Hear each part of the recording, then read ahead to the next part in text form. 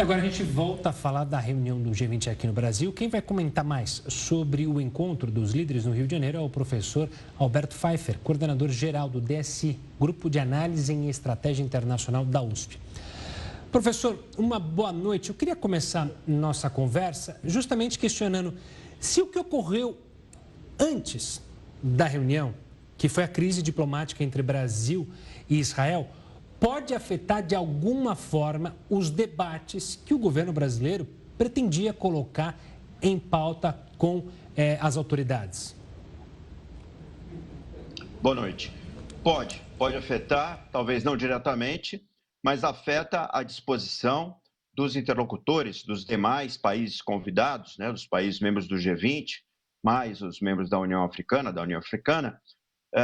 no sentido de que a ação do governo brasileiro demonstrou um distanciamento da neutralidade, um distanciamento da sobriedade que é esperado do país que preside o G20. Então, as pautas em discussão hoje no Rio de Janeiro, nessas reuniões, permanecem, né? 3 pilares principais: uma agenda global contra a fome e a pobreza, uma tentativa de se revisar a governança global, as instituições multilaterais e o tema das mudanças climáticas. Isso permanece, nos encontros formais, oficiais, haverá o diálogo, haverá a formalidade necessária, mas nos corredores, nas conversas em paralelo, certamente esta posição do governo brasileiro face a Israel prejudicará o bom encaminhamento das tratativas. Professor, muito boa noite para o senhor. A gente sabe que o combate à fome e à pobreza é um dos assuntos que deve ser discutido aí durante esse encontro do G20 e também uma das pautas mais defendidas pelo presidente Lula. A gente viu a proposta do Brasil de um possível financiamento de políticas públicas de combate à fome e à pobreza, essa proposta apresentada pelo governo brasileiro e que seria financiada aí por países desenvolvidos. Queria que o senhor comentasse um pouco essa proposta. Bom, ainda não há uma formalização dela, né? A primeira conversa oficial sobre o assunto, haverá outras reuniões e finalmente ela será aprovada e deliberada pelos chefes de Estado, de governo, na cúpula final, prevista para novembro. Ela se sobrepõe a outras iniciativas de combate à fome e à pobreza, a agendas das Nações Unidas, agências, das Nações Unidas que tratam dessa agenda, a FAO, o World Food Program, o Programa Mundial da Fome, e a ideia é um financiamento que ajude os países que enfrentam fome, principalmente, e pobreza, são fenômenos correlacionados, a desenvolverem políticas nacionais para combaterem esses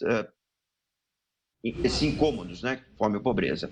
Mas a questão do financiamento é uma questão que dependerá dos parceiros e dependerá desses mesmos organismos internacionais que o Brasil pretende revisar a governança. Então, ainda não há grande perspectiva de resultado, é apenas um diálogo nesse momento e, novamente, tudo estará à mercê da agenda global, uma agenda que se deteriora cada vez mais, no sentido de que os combates entre lados opostos têm permeado as tratativas, as negociações e talvez contaminem o bom sucesso da agenda do G20.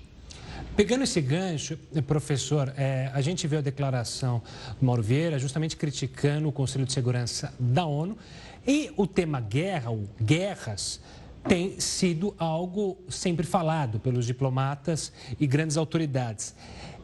Isso tem dificultado ainda mais a diplomacia, não só na resolução desses conflitos, mas na análise de outros pontos e de discussões importantes para a economia mundial, para o desenvolvimento de nações do terceiro mundo? Exatamente. Quando o mundo está tomado pela ideia, pelo conceito, pela prática da guerra, do combate, essa é uma agenda prioritária. Então, o fato de nós termos já um conflito ou uma guerra entre Ucrânia e Rússia há mais de 2 anos, agora esse evento entre Israel e Hamas, as tensões na Ásia, em torno da questão de Taiwan. Tudo isso chama a atenção das lideranças mundiais e desvia o foco dos temas de interesse global, dos temas da cooperação. Quer dizer, onde prevalece o conflito, o espaço da cooperação diminui.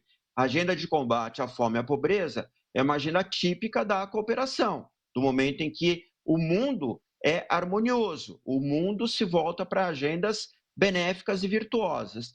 Neste momento, o mundo volta a sua atenção cada vez mais para agendas viciosas, para agendas que são centrífugas, no sentido de afastarem os interesses nacionais da busca de soluções globais. Os interesses nacionais se preocupam com si próprios, se preocupam com a busca do aumento do poder relativo de cada país envolvido.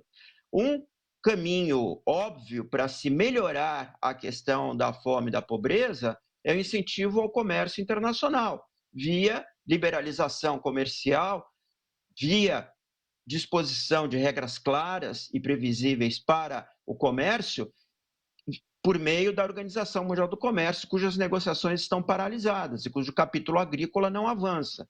Então, para resolver a questão da fome, o comércio agrícola deveria ser liberalizado, reduz o preço dos alimentos, permite maior acesso à comida de parte dos países mais pobres, mas isso não avança. Então, se buscar subterfúgios como uma agenda, por assim dizer, assistencialista, do tipo um programa mundial contra a fome e a pobreza, desvia o foco no momento em que a cooperação internacional está prejudicada pelo tema da guerra e tem uma grande chance de não ter êxito. Enfim, torcemos para que aconteça algo de positivo nesse assunto, mas a probabilidade é baixa.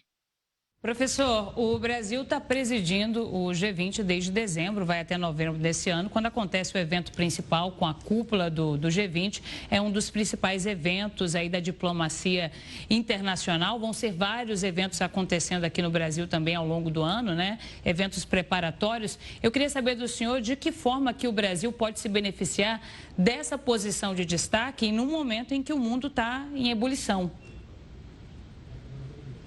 Bom, a presidência do G20 dura um ano, só um ano. Então, não é o tempo suficiente para se implementar grandes agendas consequentes. A Índia acabou de presidir, desenvolveu sua própria agenda e essa agenda ficou ali no período da presidência da Índia, né? O Brasil tem condição de fazer alguma coisa agora, durante a sua presidência. É um tempo muito curto, num mundo conturbado, como nós vimos, a atenção está tomada pelos conflitos, pelas guerras, e o Brasil fez um movimento equivocado ao dilapidar o seu capital político com essa declaração do presidente a respeito de Israel e com a escalada verbal no conflito retórico com Israel, que não leva a nenhuma melhoria quanto ao perfil do Brasil. Então, o Brasil tem essa exposição, mas está aproveitando mal, além do sentido de ser capaz de organizar uma reunião de alto nível como a atual.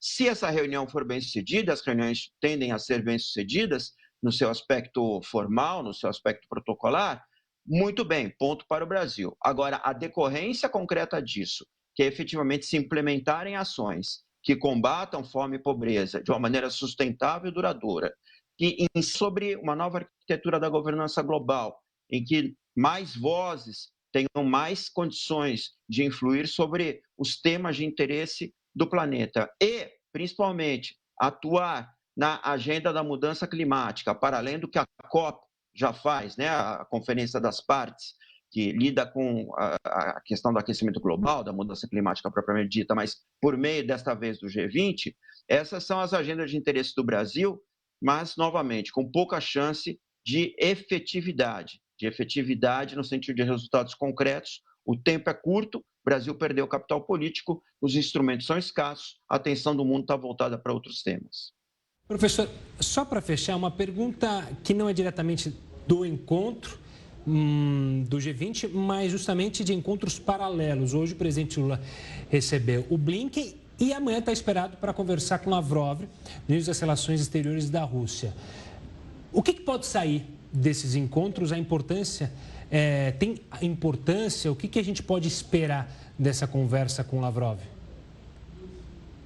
Sempre é importante conversar com os ministros das Relações Exteriores de países protagônicos no cenário internacional, Antony Blinken nos Estados Unidos, Sergei Lavrov da Rússia, e são, vamos dizer, troca de impressões sobre as posições desses países e sobre o relacionamento bilateral, principalmente. Vamos lembrar que o Brasil tem uma relação tradicional histórica com os Estados Unidos, tem divergido durante o governo Lula de alguns posicionamentos e tem se aproximado mais da Federação Russa, do governo de Putin, frente aos últimos acontecimentos. Não tem censurado a postura russa no caso da Ucrânia, algo que foi defendido pelo Ocidente, pelos Estados Unidos. Então, aqui nós temos a oportunidade de um diálogo direto, troca de impressões, mas provavelmente nada de concreto acontecerá. O Brasil manterá esta impressão de pender um pouco mais para o lado da Rússia e, se possível, não piorar a relação com os Estados Unidos, que já foi bastante afetada por esse recente episódio com Israel. Tá certo. Professor, obrigado pela participação aqui conosco, ajudando a gente a entender esse encontro e também os encontros laterais que ocorrem da cúpula. Um forte abraço e até a próxima. Obrigado pela oportunidade. Boa noite.